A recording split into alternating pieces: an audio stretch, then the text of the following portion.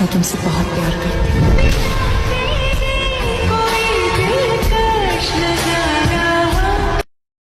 Video त already हेर्नु होला हजुरले पनि यस्तो टाइपको भिडियो इजी तरिकाले पनि बनाउन सक्नुहुन्छ। आज यस भिडियोमा यही भिडियो बनाउन सिकाउँछु। यहाँ देख्न सक्नुहुन्छ फर्स्टमा चाहिँ हामीले क्यापकट डाउनलोड गरेको हुन्छ। डाउनलोड गरिसकेपछि सिधै क्यापकटमै क्लिक गर्नु होला। मेरो च्यानलमा नयाँ छ मेरो च्यानल सब्सक्राइब गरेर बेल घन्टीलाई पनि दबाइदिनु होला। सो यस्तो टाइपको भिडियो मिस नहोस्, हजुरले पनि मिस नगरोस् भनेर। सो यहाँ देख्न सक्नुहुन्छ न्यू प्रोजेक्टमा क्लिक गर्नुपर्ने छ। हजुरले यस्तो टाइपको इन्टरफेस देख्न सक्नुहुन्छ। सो न्यू प्रोजेक्टमा क्लिक गर्नु होला र फोटोजमा जानु होला। हजुरले चाहिँ आफ्नो फोटोज टोटल 2वटा लिनुपर्ने छ। सो लिनु होला टोटल 2वटा फोटो। सो यहाँ देख्न सक्नुहुन्छ मैले फोटो 2वटा लिनेछु। सिलेक्ट गरिसकेपछि सो एड गर्नु होला। एड गरिसकेपछि फेरि स्लाइड गरेर फर्मेटमा क्लिक गरेर 60:9 मा राखिदिनु होला। सो फेरि ब्याक आउनु होला, फेरि फोटोमा क्लिक गर्नु होला र हामीले 90 डिग्रीमा रोटेट गर्नुपर्ने छ। यसरी स्लाइड गरेर फोटोमा क्लिक गरेर यसरी एडिटमा क्लिक गरेर रोटेट गर्नु होला। फेरि नेक्स्टमा पनि त्यस्तै टाइपले गर्नु होला। सो गरिसकेपछि यहाँनिर इन्डिङलाई चाहिँ यसरी गरेर हजुरले डिलिट गर्नु होला। गरिसकेपछि हामीले टाइमिङ पनि दिनुपर्ने छ। फोटोलाई स्क्रिनमा फिट गर्नुपर्ने छ। फोटोमा क्लिक गरेर 2 फिङ्गरको मजाले यसरी स्क्रिनमा फिट गर्नु होला। फेरि फोटोमा क्लिक गरेर 2 फिङ्गरको मजाले यस्तो टाइपले स्क्रिनमा फिट गर्नु होला। फिट गरिसकेपछि अब चाहिँ हामीले फेरि यहाँनिर टाइमिङ दिनुपर्ने हुन्छ। फर्स्ट फोटोमा क्लिक गरेर हाम्रो फर्स्ट फोटोको टाइमिङ रहेछ 3.3 रहेको छ। 3.3 नै दिनु होला। ताकि मैले दिए अनुसार नै दिनु होला। लास्ट फोटोको टाइमिङ रहेछ 5.7 रहेको छ। 5.7 नै दिनु होला। सो दिइसकेपछि अब चाहिँ यहाँनिर हाम्रो एनिमेसन पनि एड गर्नुपर्ने हुन्छ। सो फर्स्ट फोटोमा क्लिक गर्नु होला, फेरि एनिमेसनमा क्लिक गर्नु होला, फेरि कम्बोमा क्लिक गर्नु होला।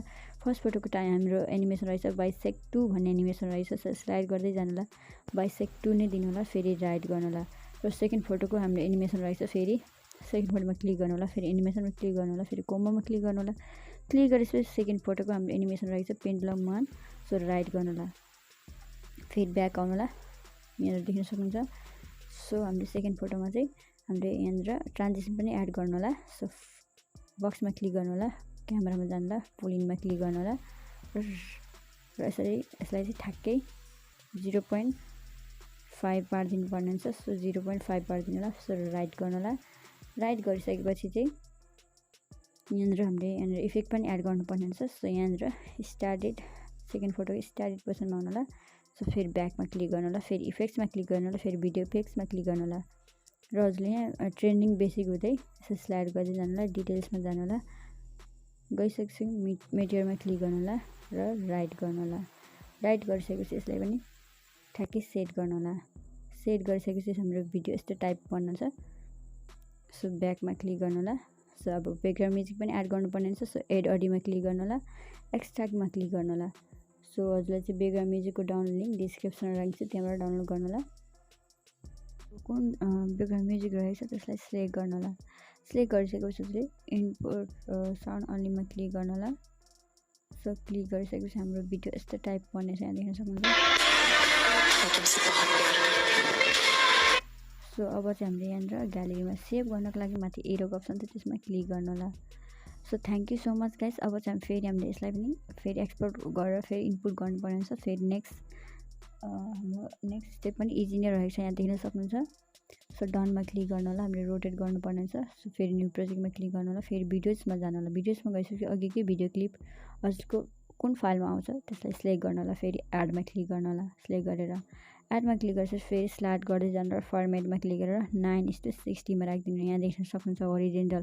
सो ब्याक आउनु होला। ब्याक आइसकेपछि फेरि भिडियो क्लिपमा क्लिक गरेर हजुरले स्लाइड गर्नु होला र एडिटमा क्लिक गरेर 1 2 3 टाइम्स क्लिक गर्नु होला। क्लिक गरिसकेपछि एन्डिङलाई चाहिँ हजुरले डिलिट गरिदिनु पर्ने हुन्छ। फेरि यसमा राम्रो देखिने छैन त्यसैले।